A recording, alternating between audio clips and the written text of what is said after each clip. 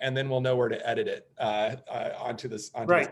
Perfect. So, hey, you know what? I am Dr. Jason Bradley. I'm the founder of Epic Functional Medicine and developer of the Epic 5 plan. Today is Wednesday, December 16th, 2020, and I am privileged, honored, and blessed to have Val Prisecaru with me today. Val is an expert in everything that you could imagine that's important in the new medicine, biohacking, genetics, the microbiome, and so much more.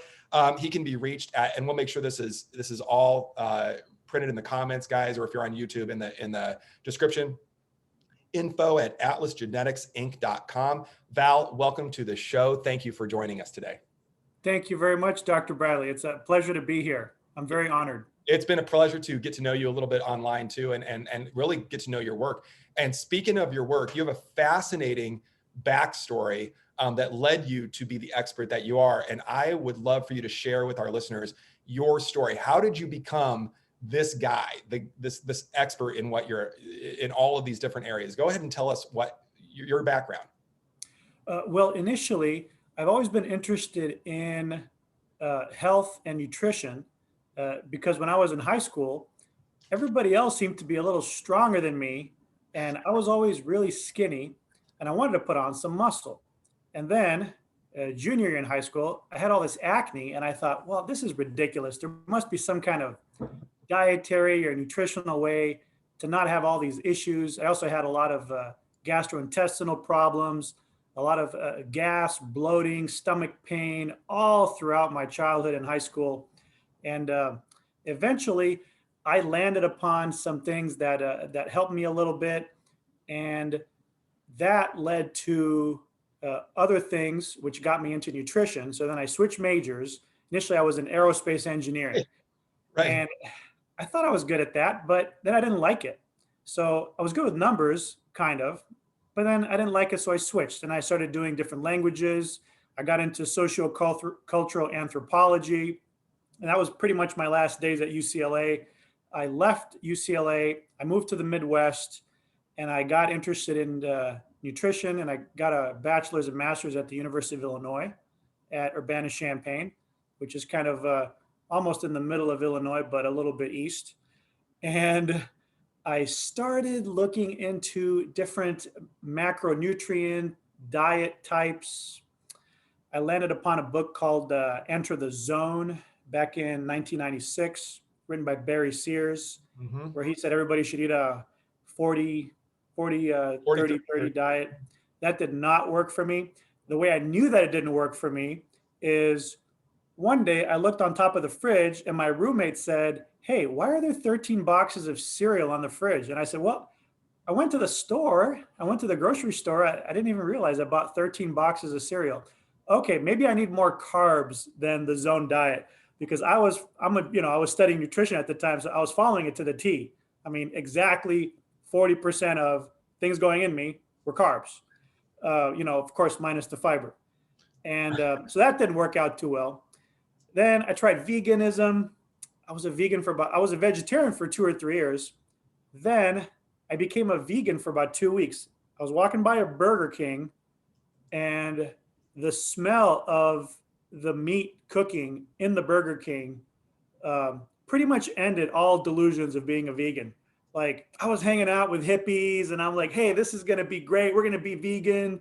I'm talking to people who are like, the bees are being exploited. I'm like, yeah, they're exploited.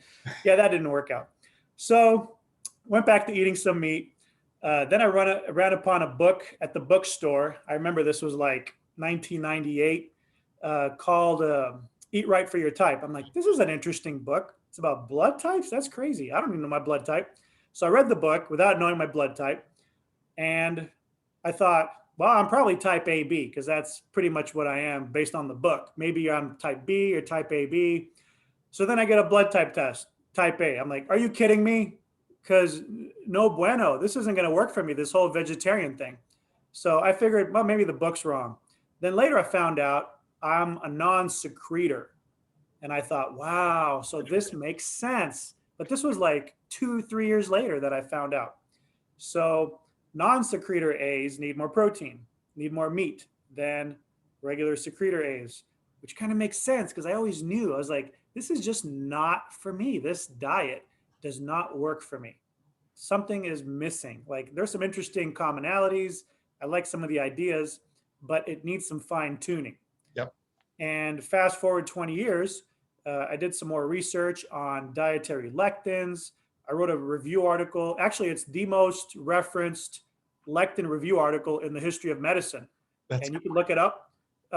You can look it up online. Just look up Prisecaru and De Mejia. That's the professor I was working with at the time, who told me, "Hey, go write this thing." So I wrote it.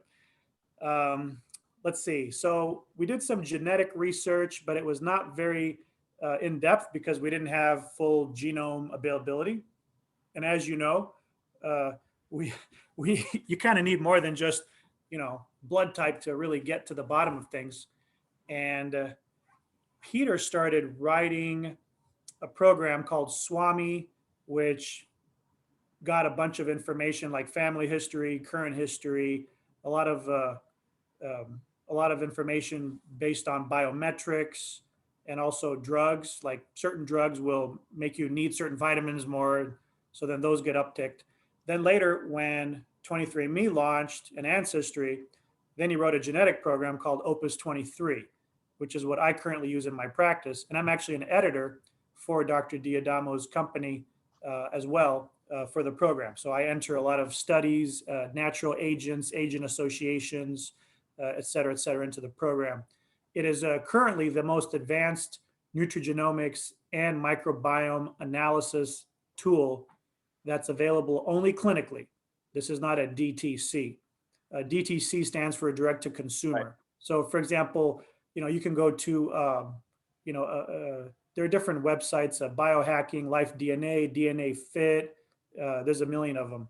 They're all very good. Some of them are great, but they're all direct to consumer.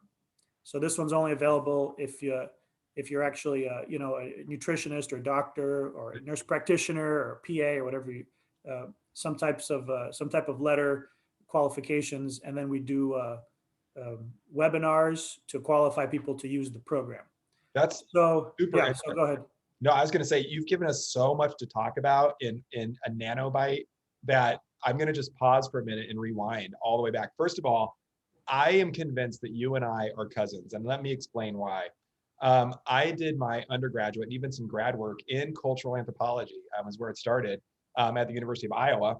And really, I ended up getting into economic anthropology, which is where I did my first graduate school work, where I went to Ireland and looked at the failure of the Ireland farming incorporating to the EU, and I won't bore you with it, but I spent some time there and really got into something called functional anthropology, which I know that you know about, functional versus structural, and we can have that conversation. But of course, I do functional medicine now.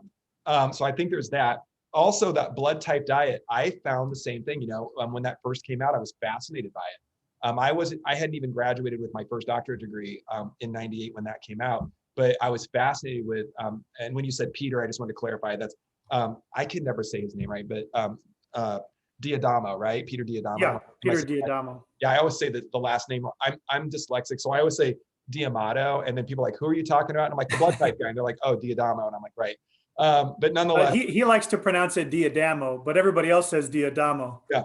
Well, there's an embedded joke in there, but I'll let us solve that. Yeah. Anyway, damn it. Okay, I'm done. But the other thing was I've been fascinated at, and I found the same thing where I felt like it was that first run. And I know that Peter has really taken it a lot further, and you've taken it a lot further. That first run was a really close approximation, right? And I think that's a good way to say it, where some of it made sense, but some of it wasn't quite perfectly there. And you've combined it with a lot more material since then. I also want to share, just because we're cousins, that I am an AB negative. So Oh, wow. I know, isn't that great? That's really rare. It's super rare, right? It's super rare. In fact, I only have one patient who's AB negative. Yeah. And I'll sometime when we have time, I'll let you know when I had to get a blood transfusion. When I was younger, I was hit by a car, but anyway, it was a lot of fun. there was nothing. I live in rural Iowa, right? So a lot of fun trying to find my blood type. But at any rate, I wanted to also just say, and then last thing about cousins, fascinated with lectins. I bet, and I'd have to look back at what I've referenced. I'm pretty sure I've referenced your article before a number of times, which is great. And I love it. I'm fascinated with lectins. And I'll have to have you back on at some point. We'll chat just about lectins, because I think that that's a whole discussion that we can have. But this is the big thing I wanted to, you threw out something that I think could be not a confusing point, but it's a word that I want to make sure that our listeners understand. You said secretor versus non-secretor. Do you want to just explain what that means? Oh, sure. So there are two genes that are important with secretor status. So what is a secretor status? Lewis secretor is basically, there's an enzyme that cuts off the blood type sugar off of the cells of your body, and they become soluble. So people who are secretors, like let's say if someone's a type AB secretor, so you're probably a type AB secretor because most people are secretors. Mm-hmm. Like 1 in 4, 1 in 5 are not. So most likely, if we were playing the odds, you're probably a secretor. And a lot of times we float secretor status when we don't know. Like we don't have full genetics, we just have blood type, and people say, "What do I eat?" So if you're a secretor, you have soluble blood type sugars in all your bodily fluids, saliva, sweat, semen, gastrointestinal fluids. Actually, there's some issues with that. Some people who are non-secretors actually have low levels of soluble blood type sugars in some of their gastrointestinal secretions, a little bit. But that's TMI at this point. So non-secretors don't have it, secretors have it. If you are defending a castle, you can imagine you have the whole castle surrounded by infantry troops. Mm-hmm. And so these troops have swords and spears, and they can block things that come in contact with them, that get right up to the castle. They can defend the castle. But you can have archers. So archers don't really ever fight hand to hand, or I guess nowadays the equivalent would be snipers. They don't really fight hand to hand. There's no like someone's on the ground and you look them in the eye and their life flashes before their eyes and then someone dies. There's none of that. This is very long distance, far away thing that goes on. So secretors are archers. They will shoot arrows or release into bodily fluids blood type sugars, like type O is fucose and type B is galactose, milk sugar. So these things will be floating around, attaching to bacteria. So bacteria will attach to a galactose sugar saying, "Oh, I got one. I'm attacking somebody." And it's like, nope. It's kind of like, it's like a fighter jet shooting off chaff, right? Flak or whatever you want to call it. And then it doesn't hit the target because it's hitting this other thing. So that's kind of what it is. That's super interesting. So non-secretors have benefits and drawbacks. The benefit is they have a lot of infantry right at the castle, right at the edges of all the cells, right?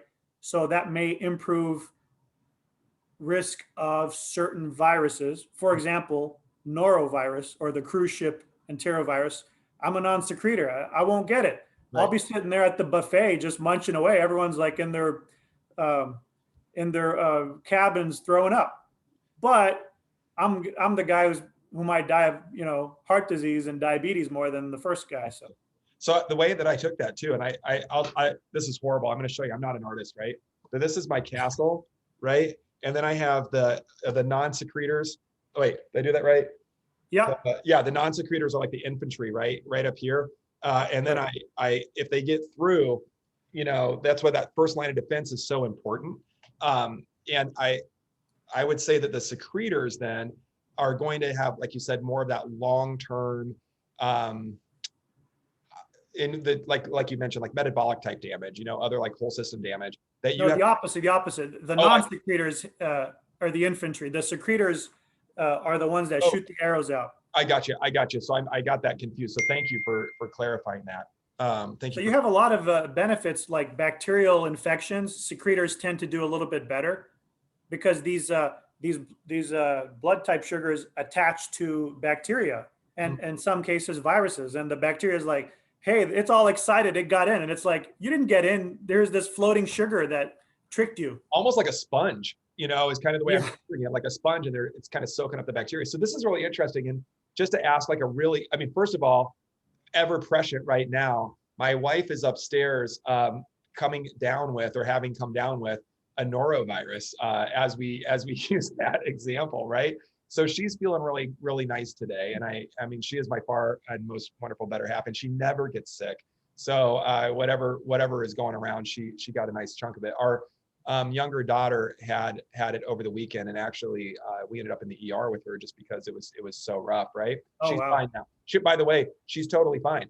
I mean, I think that was Saturday, and by Monday, she was ready to go. I still think she took the day off school, but nonetheless. But let's jump to a different virus. It's the one that everybody knows about, right? So, it seems like non-secretor may have some benefits in the front line against something like COVID-19. Am I interpreting that correctly, or did I still do it backwards? Yeah, I think it does. And the research hasn't really identified any variant or SNP in the FUT2 or FUT3 genes as far as COVID-19. But eventually, they probably will, because Right. it's a big factor. I mean, they've already established multiple SNPs in the ABO locus, the blood type gene. So it's only a matter of time before they get to some small factor. It is probably a small factor, but if I were willing to bet, I'd bet non-secretor status is a uh, slight benefit with COVID-19. It's interesting too. I'm like trying to play this out too. I mean, and I'm certainly not trying to be political. I'm not trying to have any statements. And there's a lot of mitigating factors here. I mean, there's comorbidities and risk factors, and I mean, we can go on and on. I tried to do a 1 hour on comorbidities and risk factors that wound up into a twice a week, month-long, hour and a half each time, so 3 hours a week video on risk factors and comorbidities related to COVID-19, right? So, I mean, welcome to the world of like, let's do something easy for people, and like, holy cow, that's what it wound up being. Nonetheless, it's interesting when you look at the data that's out there, as far as, because you hear it, and I'm not trying to be political. This is what you hear. There's very few people, that are going to, suffer from this. And most people are asymptomatic and whatever. And here's what I'm hearing from you.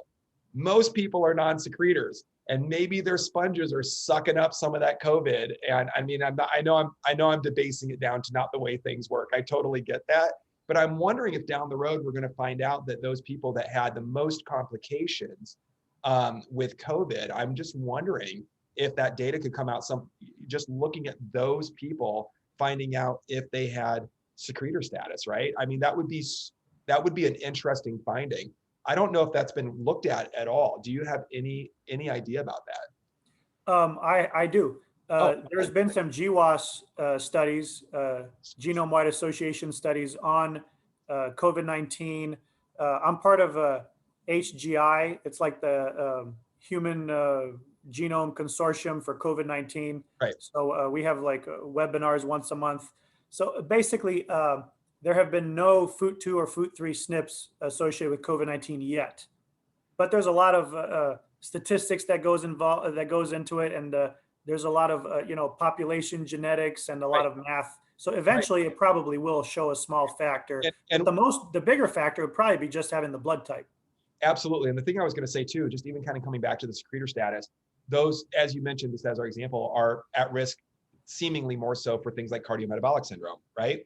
And if you look back, did I do that one right? Am I still doing that? Okay. And if we look at secretors are the ones that do better against most things, but the non-secretors probably have a benefit several viruses, right? And also they can eat nightshade vegetables better tolerance, right?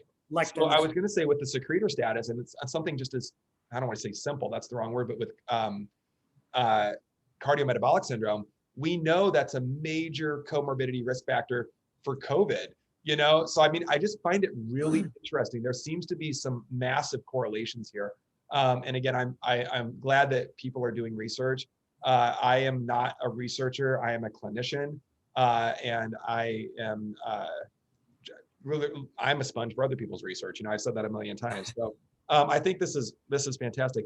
Let's go back to our introduction and just chat a little through again. You obviously are looking at like Opus 23 and the genetics. Let's go to the microbiome. And I know that we mentioned that. And I think a lot of people have heard that word before, but for our listeners that haven't heard the word microbiome, or even, and I'll put another word in there like biome hacking. Talk to me a little bit about the microbiome, and then we'll talk about hacking. Oh, sure. So the microbiome is very interesting because people who do microbiome analysis and people who, patients who decide to get their microbiome checked, either on their own with a do-it-yourself, they have, you can go to, there's several sites. You get some information, um, but you don't know exactly what to do with it. And people who do it, usually they have some genetic information too. So sometimes it's contradictory. So what I do in my practice is, let's say the microbiome results is a solid, you need to eat more fat. But let's say genetically, you have solid, low fat diet is best, like every single marker, whether I'll it's say like an ApoE2 or something like that, right? yeah, everyththing. Yeah, Yeah, all of them, including the ApoE, including yeah, the FTO gene, sure. and there's a ADR B2 and 3, all of them. So everything says low fat, but then your gut bacteria says, no, not so fast. How about high fat? Right, So now right. what do? You Yeah, have a high fat gut and low fat genetics.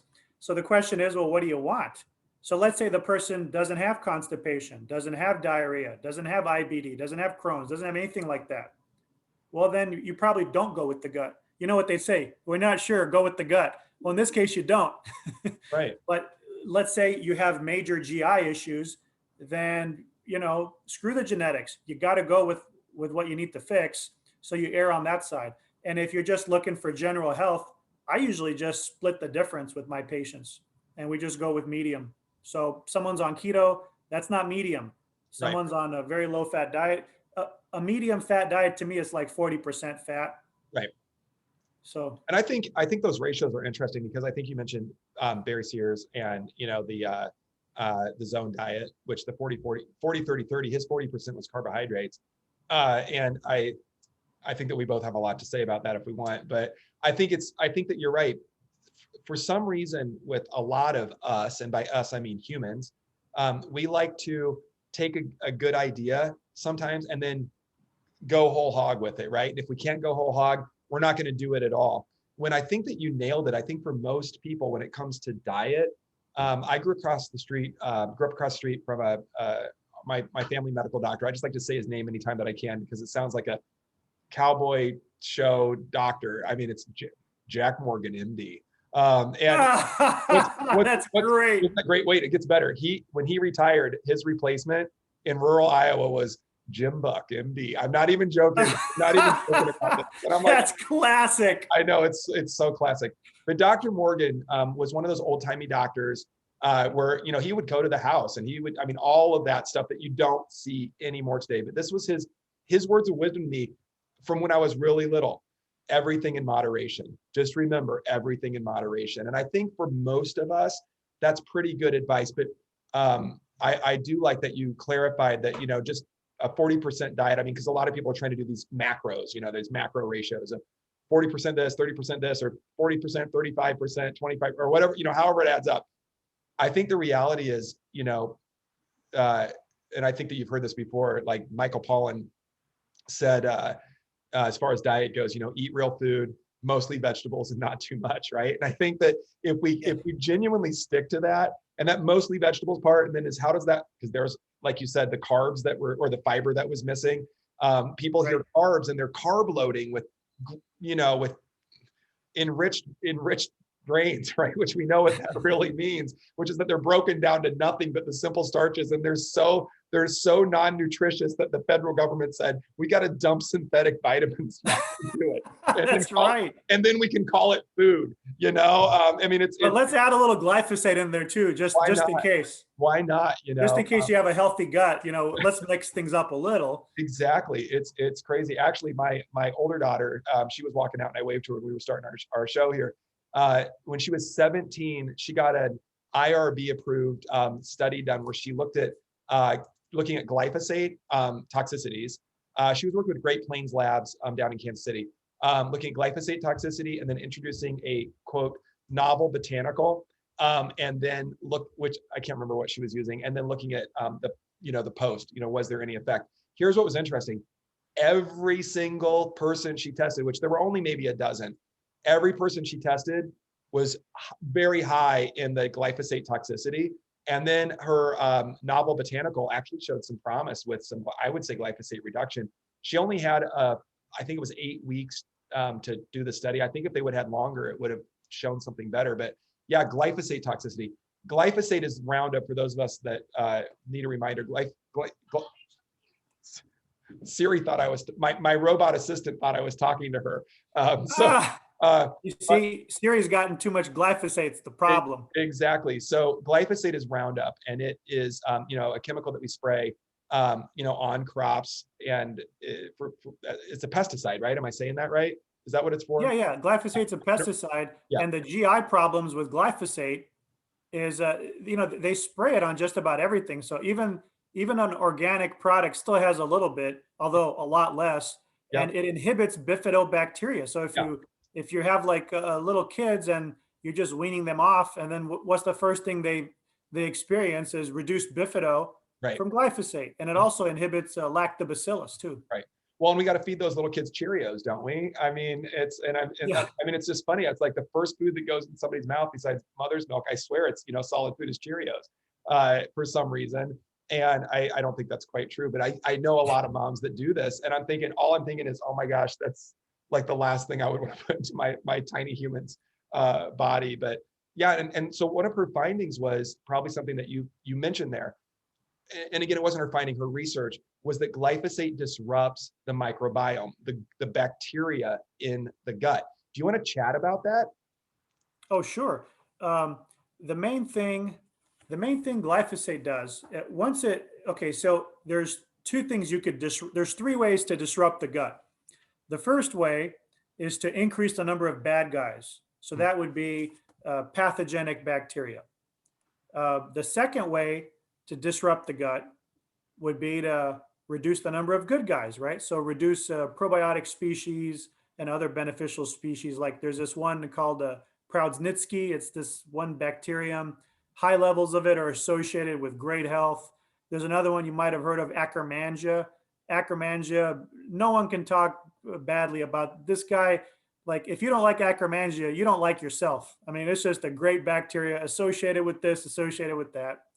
So the third one is keystone species. Keystone species, they just kind of sit there.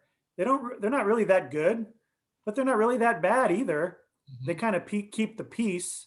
And but if you take them away, there's issues. So they are good. And they're called keystone species. You could look it up. There's dozens of them.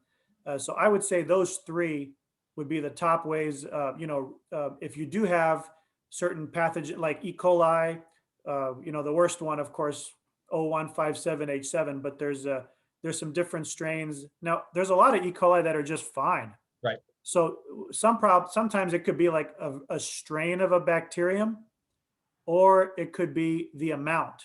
Right. I was talking to, it might have been Kieran Krishnan. I'm not positive about this. So I apologize if I got the reference wrong, but saying that it had a really good analogy that I think works really well here, that the gut, and it works well in my head anyway, that the gut is kind of like, if you can imagine you're on a street with a bunch of hotels and, you're downtown New York City and there's all this stuff going on. And the microbiome is basically all the people that are living there, right? And we want as much, obviously, good bacteria, right, there as possible. The good guys there, makes sense. And there's going to be some keystone, like you said, some keystone species that are kind of, keeping the peace, filling the space, but they're not that they're bad, but they're not necessarily proactively good either. Right. And we want to keep the bad guys down. But what happens is when something like glyphosate is introduced, or, there's any number of ways, we can talk about antibiotics. There's so many things that we can talk about right now. But whatever we do to all of a sudden reduce or kill off some of the probiotic species, when we kill off the keystone species, and those hotels and the apartments and the condos become vacant, so to speak, he's like, who's going to move in? Well, it's going to be the bad guys. If it's basically free housing at that point, right? And I thought that, I know that's not obviously the way it works. We don't have hotels in our gut, but at the same time, I really liked that analogy of, wow, yeah, if there's empty space and pathogen and we kill off the good guys and the peacemakers and the bad guys are left, I mean, what's going to happen? And then we keep feeding the bad guys what they want to eat.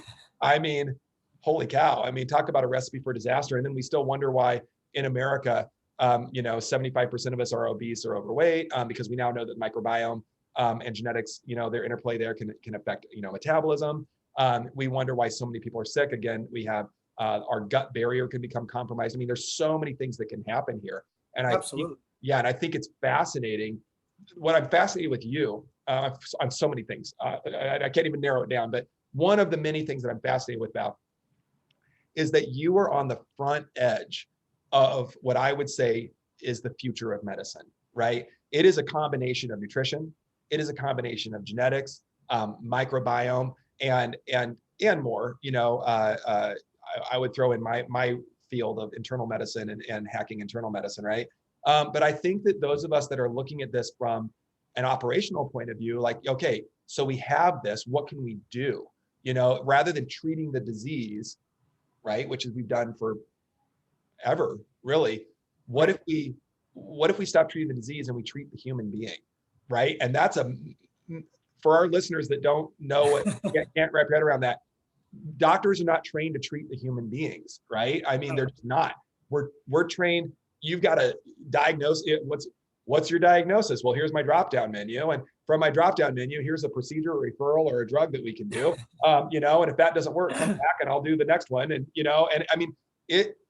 And we try to put everybody into those boxes, but the reality is, and please correct me if I'm wrong, you're the expert here.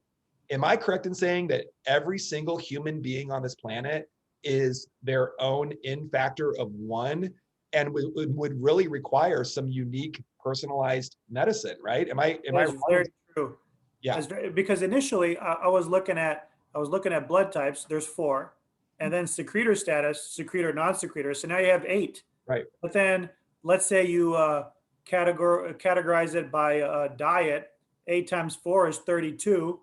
And then you put up some other factors, and all of a sudden there's like hundreds of categories. Right. So everyone's very unique, for sure. Everyone's unique. And I think, I said the future of medicine, and Val and I were just chatting just briefly while we were getting set up. And, I say this all the time that, guys, the future of medicine is here. We're filling in the blanks a little bit as we go along, but we have so many tools available to us that, quite frankly, in my humble Iowa functional medicine doctor opinion, I almost start thinking that the practice of general medicine, the way it is almost negligent to the human being that it's being practiced upon. And I'm not trying to pick wars. It's just that it's willful ignorance at this point. Before, you could get by. It's willful ignorance. I'm going to write that down. Thank you. I'm going to. So, for example, that bacteria I was talking about, the Faecalibacterium prausnitzii or something, whatever they call it.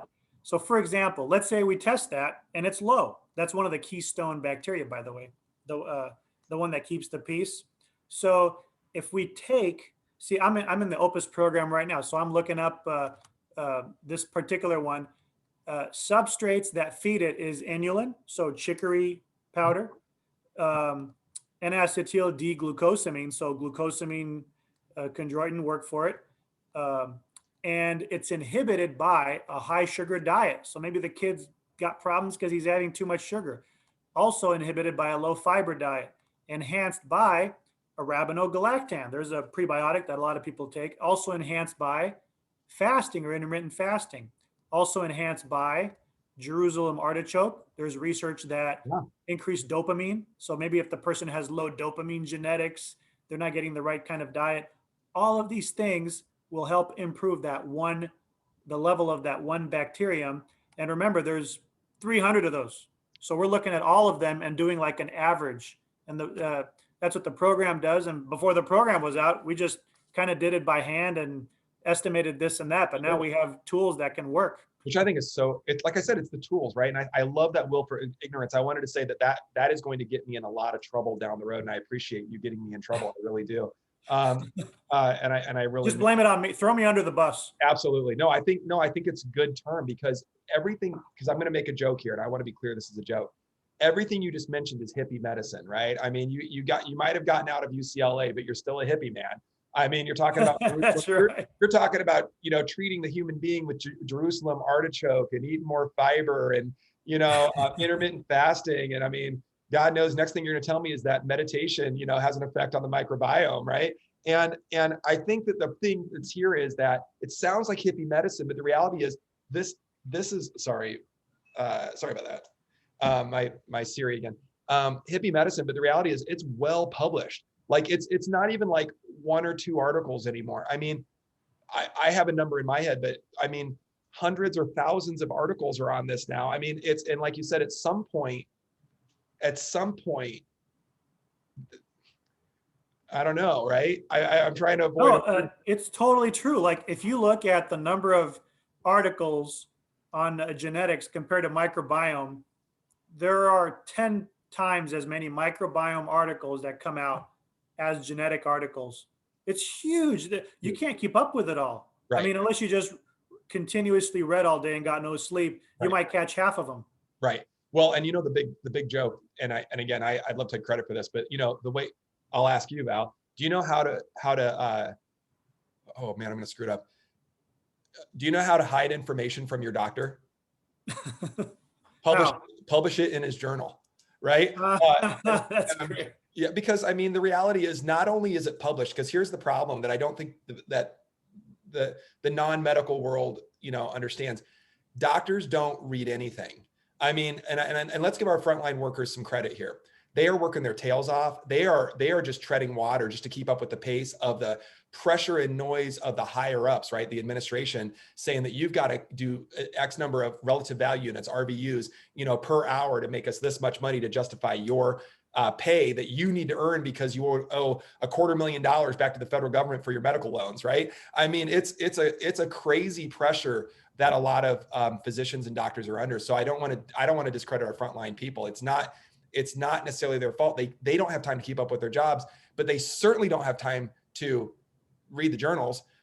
So where do they get their information? And I always make the joke, it's with the drug rep that's coming in and tell them like, oh, did you read this thing that supports our drug? Absolutely. And it's that drug in their ear, that person talking in their ear. And you know what? And I'm not picking on any institutions, but the American Medical Association, they call that education. And I'm like, how is that education? I mean, that's nothing but an advertisement to the doctor that's going to write the script and make these guys a whole bunch of money. And this guy's just trying to keep up with it, and it's a tough world out there, but sorry, go ahead. Oh, I was going to say, that's a problem in every field, like whether from COVID-19 to other viruses, to vaccination, to prevention versus different types of disorders, especially chronic diseases, basically heart disease, cancer, autoimmune. All of these, you do continuing education units. 90% of all continuing education units focuses on compliance. Right. How do you get the patient to take this? Well, that doesn't make sense. Why is that the focus? The focus of the unit should be like education, not how to trick someone into taking something. That doesn't even make sense. Right. And then something else too. I'll mention this as an example. Hydroxychloroquine came out as maybe being useful as an endosome alkalinizer and possibly also as an anticoagulant and some other abilities this thing has. And there was a big article came out. It was either New England Journal of Medicine or Lancet, I forgot which one, or Nature, that it was bad, that it was dangerous. And actually it was making COVID-19 patients die. This article didn't have any proper research done, and it was left in that journal online for 2 weeks. Right. And then they retracted it. So my question to you is, how many people in the US, scratch that, how many people on the planet died because they just decided to sit on that for 2 weeks when it was obvious within 3 minutes that they should have taken it down immediately? Right. And I was going to say that, that article had no legs. That's what I was going to say. It didn't have any legs. And I think that was the big controversy. I mean, when it came out, as I think anybody that read that was like, this thing has no legs at all. And yet it sat there, and still to this moment, to this day, hydroxychloroquine is, somehow still questionable of whether or not it has any utility here.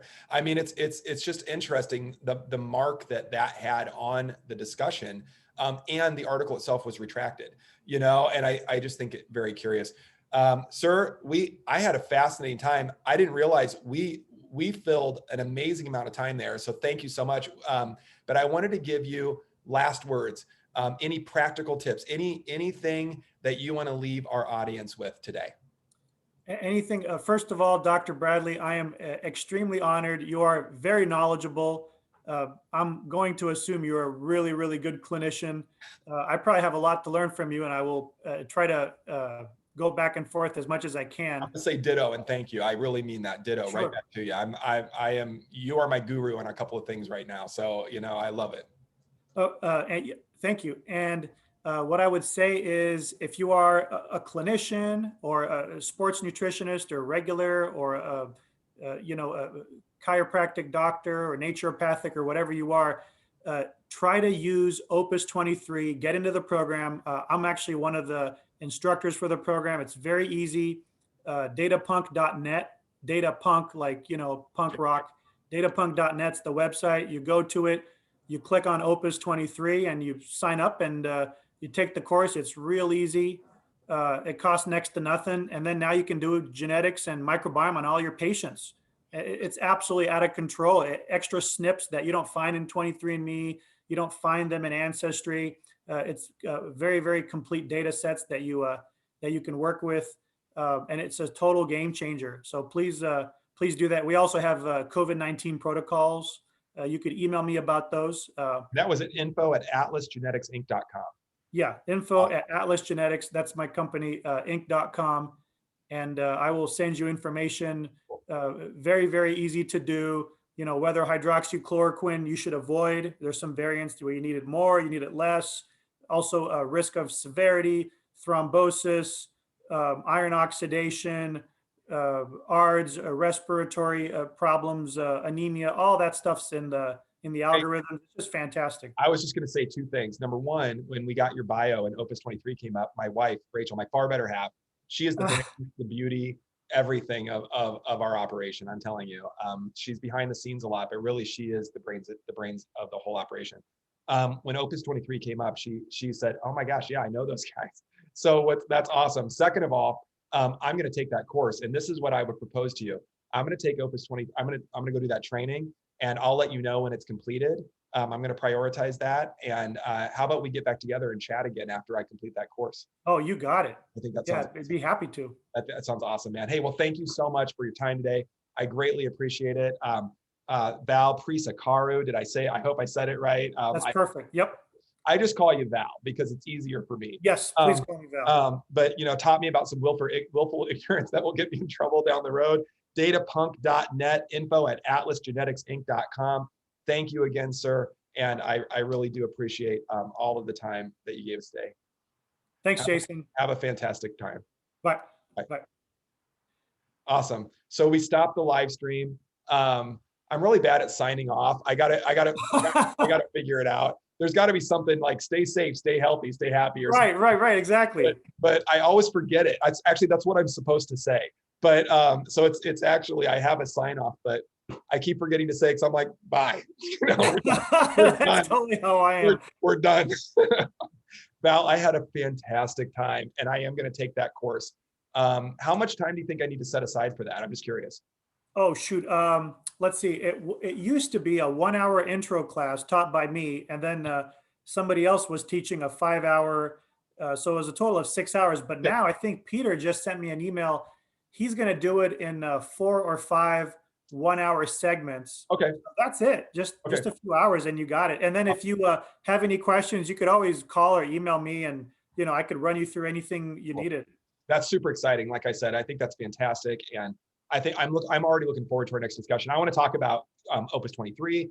I want to talk about lectins. I am one of those hardcore avoid lectins guys, just because I don't know any better than to say anything else.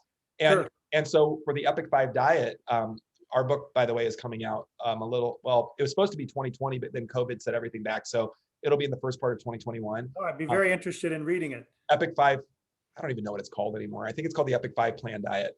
Or it might just be the Epic 5 Plan, because it started out as a diet and then it became hydration, diet, movement, stress management, and sleep. The I core love five. it. I Yeah, love the it. core five. But yeah, The I'll get you a basics. copy. People forget the basics. Yeah, I know.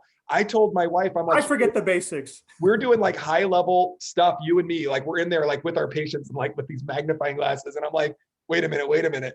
Are y'all drinking enough water? Because, you know, you can drink some more water, you know, but anyway, one of the biggest things the comments that I get about our diet is that, you know, we basically have a lectin-free diet, as close to it as we can, within keeping some semblance of having food options, right?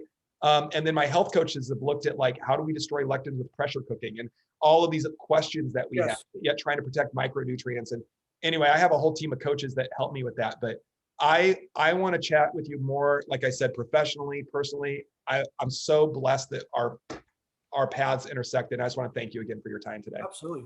Yeah. Thanks, man. I appreciate it. You bet, man. Have a great rest of the day, and I'll chat with you soon. You too. Talk to you soon. You bet. Bye-bye.